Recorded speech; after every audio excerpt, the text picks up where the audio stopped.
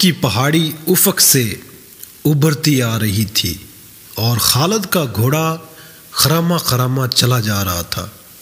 خالد کی ذہنی کیفیت کچھ ایسی ہوتی جا رہی تھی جیسے اسے آگے جانے کی کوئی جلدی نہ ہو، اور کبھی وہ لگام کو یوں جھٹکا دیتا جیسے اسے بہت جلدی پہنچنا ہو، لیکن جس منزل کو وہ جا رہا تھا وہ منزل ابھی اس پر پوری طرح واضح نہیں ہوئی تھی۔ کبھی اسے یوں لگتا جیسے ایک مقناطیس قوت ہے جو اسے آگے ہی آگے کھینچ رہی ہے، اور کبھی وہ محسوس کرتا جیسے اس کے اندر سے اٹھتی ہوئی ایک قوت اسے پیچھے دھکیل رہی ہے۔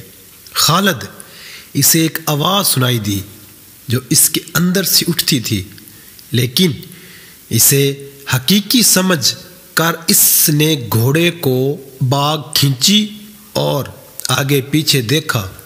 وہاں ریت کے سوا کچھ بھی نہ تھا، لیکن آواز آ رہی تھی، خالد کیا یہ سچ ہے جو میں نے سنا ہے؟ خالد نے اس آواز کو پہچان لیا، یہ اس کے ساتھی اکرمہ کی آواز تھی۔ ایک ہی روز پہلے اسے اکرمہ کہہ رہا تھا، اگر تم یہ سوچ رہے ہو کہ محمد مصطفیٰ صلی اللہ تعالیٰ علیہ وآلہ وسلم اللہ کا بھیجا ہوا نبی ہے تو یہ خیال دل سے نکال دو۔ محمد صلی اللہ تعالیٰ علیہ وآلہ وسلم ہمارے بہت سے رشتہ داروں کا قاتل ہے۔ اپنے قبیلے کو دیکھ جو سورج غروب ہونے سے پہلے محمد مصطفیٰ صلی اللہ تعالیٰ علیہ وآلہ وسلم کو معاذ اللہ قتل کرنے کی قسم کھائے ہوئے ہیں۔ خالد نے لگام کو ہلکا سا جھٹکا دیا اور گھوڑا چل پڑا۔ اس کا ذہن پھر 4 برس پیچھے چلا گیا، جب وہ احد کے معرکے میں رسول کریم صلی اللہ تعالیٰ علیہ وآلہ وسلم کو ڈھونڈ رہا تھا۔ وہ قریش کی اس قسم کو پورا کرنے کا عزم لیے ہوئے تھا کہ رسول اللہ صلی اللہ تعالیٰ علیہ وآلہ وسلم کو سورج غروب ہونے سے پہلے پہلے قتل کرنا ہے۔ اسے یاد آ رہا تھا کہ مسلمانوں کے تیر اندازوں نے جب اینین کی پہاڑی چھوڑ دی تھی تو اس نے اس پہاڑی پر حملہ کر کے عبداللہ بن جبیر رضی اللہ تعالیٰ عنہ اور ان کے 9 تیر اندازوں کو جو رسول اللہ صلی اللہ تعالیٰ علیہ وآلہ وسلم کے حکم کی پیروی کرتے ہوئے وہاں رہ گئے تھے، ختم کیا تھا۔ مسلمانوں کے ہاتھوں سے بھاگے ہوئے قریش پھر واپس آ گئے تھے اور انہوں نے اپنے آپ کو منظم کر لیا تھا۔ مسلمان یہ معرکہ ہار چکے تھے اور یہ اپنے رسول اللہ صلی اللہ تعالیٰ علیہ وآلہ وسلم کی حکم عدولی کا نتیجہ تھا۔ خالد اور ابو جال کا بیٹا اکرمہ فن حرب و ضرب کے ماہر تھے۔ ان کے لیے ایک ایک مسلمان کو قتل کرنا اب مشکل نہیں رہا تھا۔ خالد دیکھ رہا تھا کہ مسلمان 2 حصوں میں بٹ گئے تھے۔ بڑا حصہ الگ تھا جو اپنے کمانڈر رسول کریم صلی اللہ تعالیٰ علیہ وآلہ وسلم سے کٹ گیا تھا۔ چند ایک تیر انداز رسول اللہ صلی اللہ تعالیٰ علیہ وآلہ وسلم کے ساتھ تھے۔ یہ وہ صحابہ کرام تھے جو قریش کے حملے کی وجہ سے افراتفری کا شکار نہیں ہوئے تھے۔ ان کی تعداد 30 تھی۔ ان میں ابو دجانہ، سعد بن ابی وقاص، حضرت علی، حضرت عبد الرحمن بن عوف، حضرت ابو بکر صدیق، حضرت ابو عبیدہ، طلحہ بن عبداللہ، مصعب بن عمیر خاص طور پر قابل ذکر ہیں۔ ان میں 14 خواتین میں سے جو زخمیوں کی دیکھ بھال کے لیے ساتھ آئی تھی 2 رسول اللہ صلی اللہ تعالیٰ علیہ وآلہ وسلم کے ساتھ تھی۔ ایک عمارہ تھی اور دوسری ایمن نام کی ایک حبشی خاتون تھی۔ ایمن آپ صلی اللہ تعالیٰ علیہ وآلہ وسلم کے بچپن میں آپ صلی اللہ علیہ وسلم کے دایاں رہ چکی تھی۔ باقی 12 خواتین ابھی تک زخمیوں کو اٹھانے اور پیچھے لانے اور ان کو مرہم پٹی کرنے میں مصروف تھی۔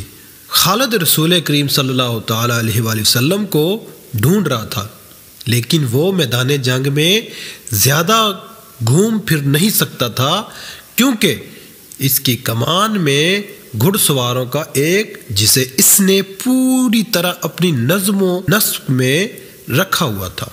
وہ اندھا دھند حملے کا قائل نہ تھا، اس کا اصول تھا کہ دشمن کی ایسی رگ پر ضرب لگاؤ کہ دوسری ضرب سے پہلے وہ گھٹن ٹیک دے۔ آج 4 برس بعد جب کہ وہ تنہا صحرا میں جا رہا تھا، اس کے ذہن میں گھوڑے دوڑ رہے تھے، اسے تیر کمانوں کی سناٹے سنائی دے رہے تھے، اس کے ذہن میں مسلمانوں کے نعرے گونج رہے تھے۔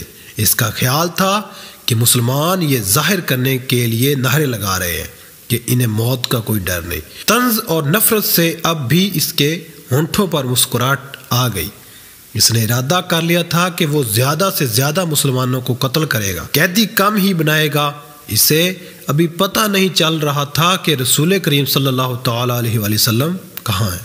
اس نے دیکھا کہ ابو سفیان جو بھاگتے ہوئے قریش کو ساتھ لے کر واپس آ گیا تھا، مسلمانوں کی فوج کے بڑے حصے پر حملہ آور ہو چکا تھا اور مسلمان بے جگری سے لڑ رہے تھے۔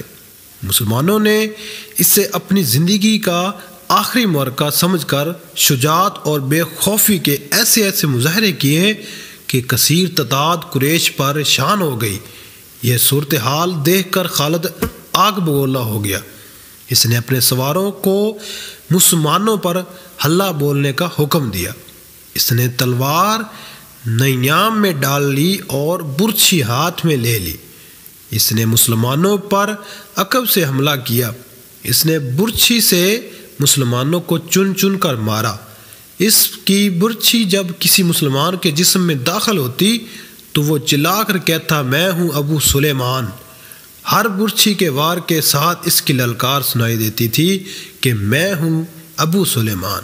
آج 4 برس بعد جب وہ مسلمانوں کے مرکز مدینہ کی جانب جا رہا تھا تو اسے اپنی ہی للکار سنائی دے رہی تھی، میں ہوں ابو سلیمان۔ اسے یاد نہیں آ رہا تھا کہ اس کی برچھی کتنے مسلمانوں کے جسموں میں اتری تھی۔ وہ رسول اللہ صلی اللہ تعالیٰ علیہ وآلہ وسلم کو بھول گیا تھا۔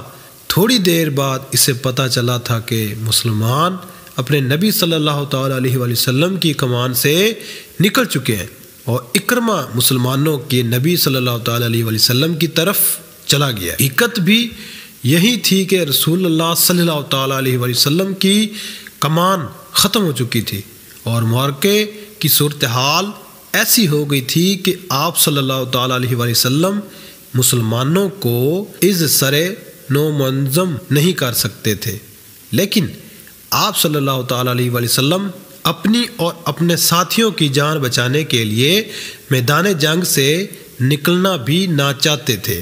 حالانکہ صورتحال ایسی تھی کہ پسپا پائی کے علاوہ کوئی چارہ نہ تھا، لیکن آپ صلی اللہ تعالیٰ علیہ وآلہ وسلم کسی بہتر پوزیشن میں جانے کی کوشش کر رہے تھے۔ آپ صلی اللہ تعالیٰ علیہ وآلہ وسلم کو معلوم تھا کہ قریش آپ صلی اللہ تعالیٰ علیہ وآلہ وسلم کو ڈھونڈ رہے ہوں گے اور آپ صلی اللہ تعالیٰ علیہ وآلہ وسلم کے گروہ پر بڑا شدید حملہ ہوگا۔ آپ صلی اللہ تعالیٰ علیہ وآلہ وسلم ایک پہاڑی کی طرف بڑھنے لگے۔ آپ صلی اللہ تعالیٰ علیہ وآلہ وسلم کے ساتھیوں نے آپ صلی اللہ تعالیٰ علیہ وآلہ وسلم کو اپنے حلقے میں لے رکھا تھا۔ آپ صلی اللہ تعالیٰ علیہ وآلہ وسلم تھوڑی ہی دور گئے ہوں گے کہ اکرمہ نے اپنے گھڑ سواروں سے آپ صلی اللہ تعالیٰ علیہ وآلہ وسلم پر حملہ کر دیا۔ قریش کے ایک پیادہ جیش کو کسی طرح پتہ چل گیا کہ رسول اللہ صلی اللہ تعالیٰ علیہ وآلہ وسلم پر اکرمہ نے حملہ کر دیا ہے، تو قریش کا یہ پیادہ جیش بھی تھا، جیش بھی آپ صلی اللہ تعالیٰ علیہ وآلہ وسلم کے گروہ پر ٹوٹ پڑا۔ آپ صلی اللہ تعالیٰ علیہ وآلہ وسلم کے اور آپ صلی اللہ علیہ وسلم کے کسی ایک بھی ساتھی کے بچ نکلنے کا سوال ہی ختم ہو گیا تھا۔ آپ صلی اللہ تعالیٰ علیہ وآلہ وسلم کے 30 ساتھیوں نے اور ان 2 خواتین نے جو آپ صلی اللہ تعالیٰ علیہ وآلہ وسلم کے ساتھ تھیں، آپ صلی اللہ تعالیٰ علیہ وآلہ وسلم کے گرد گوشت پوست کی دیوار کھڑی کر دی۔ خالد کو یاد آ رہا تھا کہ رسول اللہ صلی اللہ تعالیٰ علیہ وآلہ وسلم جسمانی طاقت کے لحاظ سے بھی مشہور تھے۔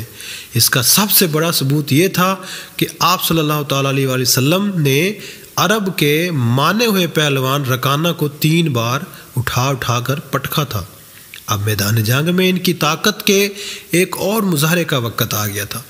گوشت پوست کی وہ دیوار جو آپ صلی اللہ تعالیٰ علیہ وآلہ وسلم کے فدایان نے آپ صلی اللہ تعالیٰ علیہ وآلہ وسلم کے ارد گرد کھڑی کر دی تھی۔ اسے آپ صلی اللہ علیہ وسلم نے خود توڑا۔ آپ صلی اللہ تعالیٰ علیہ وسلم کے ہاتھ میں کمان تھی، ترکش میں تیر بھی تھے۔ اس وقت خالد مسلمانوں کے بڑے حصے میں الجھا ہوا تھا۔ اسے جب بعد میں بتایا گیا تھا کہ جب رسول اللہ صلی اللہ تعالیٰ علیہ وسلم اور ان کے 30 ساتھی اور 2 عورتیں قریش کے گھڑ سواروں اور پیادوں کے مقابلے میں جم گئے تھے تو خالد نے بڑی مشکل سے یقین کیا تھا۔ اس نے ایک بار پھر کہا تھا کہ یہ طاقت جسمانی نہیں ہو سکتی، یہ کوئی اور ہی طاقت ہے۔ اس وقت سے ایک سوال اسے پریشان کر رہا تھا کہ کیا عقیدہ طاقت بن سکتا ہے؟ وہ اپنے قبیلے میں کسی سے اس سوال کا جواب نہیں لے سکتا تھا، کیونکہ فوراً یہ الزام عائد ہو سکتا تھا کہ اس پر بھی محمد مصطفیٰ صلی اللہ تعالیٰ علیہ وسلم کا جادو اثر کر گیا ہے۔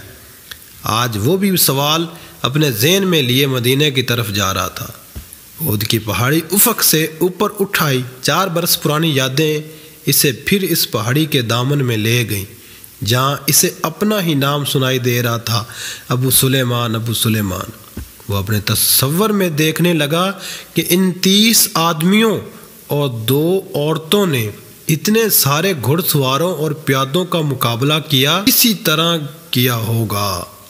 رسول کریم صلی اللہ تعالیٰ علیہ وسلم اپنے دست مبارک سے تیر برسا رہے تھے۔ آپ صلی اللہ تعالیٰ علیہ وسلم کے ساتھی بڑھ چڑھ کر آپ صلی اللہ تعالیٰ علیہ وسلم کو اپنے حلقے میں لیے لیتے۔ ایک مرخ مخازی کے تحریر کے مطابق آپ صلی اللہ تعالیٰ علیہ وسلم اپنے گرد حلقے کو بار بار توڑتے اور جدھر دشمن ان کی طرف بڑھتا اس پر تیر چلاتے۔ آپ صلی اللہ تعالیٰ علیہ وسلم کی جسمانی طاقت عام انسان کے مقابلے میں کہیں زیادہ تھی۔ آپ صلی اللہ تعالیٰ علیہ وسلم کمان کو اس قدر زور سے کھینچتے تھے کہ آپ صلی اللہ تعالیٰ علیہ وسلم کا چھوڑا ہوا تیر جس جسم میں لگتا تھا، تیر کی نوک اس جسم کے دوسری طرف نکل جاتی تھی۔ سبحان اللہ! آپ صلی اللہ تعالیٰ علیہ وسلم نے اس قدر تیر چلائے تھے۔ ایک تیر چلانے کے لیے آپ صلی اللہ تعالیٰ علیہ وسلم نے کمان کو کھینچا تو کمان ٹوٹ گئی۔ آپ صلی اللہ تعالیٰ علیہ وسلم نے اپنے ترکش میں بچے ہوئے تیر سعد بن ابی وقاص کو دے دیے۔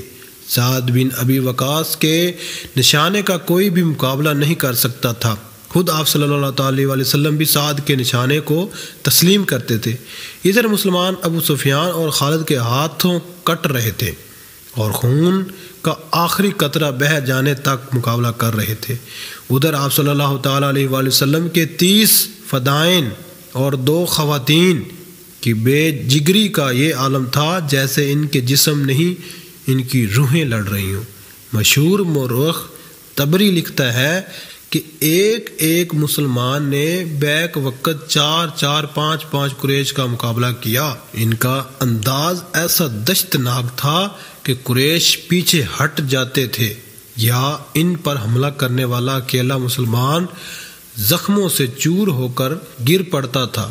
قریش نے جب رسول کریم صلی اللہ تعالیٰ علیہ وسلم کے فدائین کے شجاعت کا یہ عالم دیکھا تو کچھ پیچھے ہٹ کر ان پر تیروں کے ساتھ ساتھ پتھر بھی برسانے لگے۔ اس کے ساتھ ہی قریش کے چند ایک گھڑ سوار سر پٹ گھوڑے دوڑاتے آپ صلی اللہ تعالیٰ علیہ وسلم پر حملہ آور ہوئے، لیکن آپ صلی اللہ تعالیٰ علیہ وسلم کے ساتھیوں کے تیر ان کے جسموں میں اتر کر انہیں واپس چلے جانے پر مجبور کر دیتے تھے۔ اس صورتحال سے بچنے کے لیے قریش نے چاروں طرف سے تیروں اور پتھروں کا معائنہ برسا دیا۔ خالد کو اکرمہ نے بتایا تھا کہ ابو دجانہ محمد صلی اللہ تعالیٰ علیہ وسلم کے آگے جا کھڑے ہوئے، ان کی پیٹ دشمن کی طرف تھی۔ ابو دجانہ بیک وقت 2 کام کر رہے تھے، ایک یہ کہ وہ اپنے تیر سعد بن ابی وقاص کو دیتے جا رہے تھے اور سعد بڑی تیزی سے تیر برسا رہے تھے۔ اس کے ساتھ ہی ابو دجانہ محمد مصطفیٰ صلی اللہ تعالیٰ علیہ وسلم کو تیروں سے بچانے کی کوشش کر رہے تھے۔ تیروں اور پتھروں کی بارش میں کوئی نہ دیکھ سکا کہ ابو دجانہ کس حال میں ہے۔ جب ابو دجانہ گر پڑے تو اس وقت دیکھا کہ ان کی پیٹھ میں اتنے تیر اتر گئے تھے کہ ان کی پیٹھ خار پشت کی پیٹھ لگتی تھی۔ رسول اکرم صلی اللہ تعالیٰ علیہ وآلہ وسلم کو بچانے کے لیے آپ صلی اللہ تعالیٰ علیہ وآلہ وسلم کے کئی ساتھیوں نے جان دے دی، لیکن اکرمہ اور اس کے گھڑ سواروں اور پیادوں پر اتنی دہشت طاری ہو چکی تھی کہ وہ پیچھے ہٹ گئے۔ قریش تھک بھی گئے تھے۔ رسول کریم صلی اللہ تعالیٰ علیہ وآلہ وسلم نے اپنے ساتھیوں کا جائزہ لیا۔ ہر طرف خون ہی خون تھا، لیکن زخمیوں کو اٹھانے اور مرہم پٹی کرنے کا موقع نہ تھا۔ دشمن ایک اور حلہ بولنے کے لیے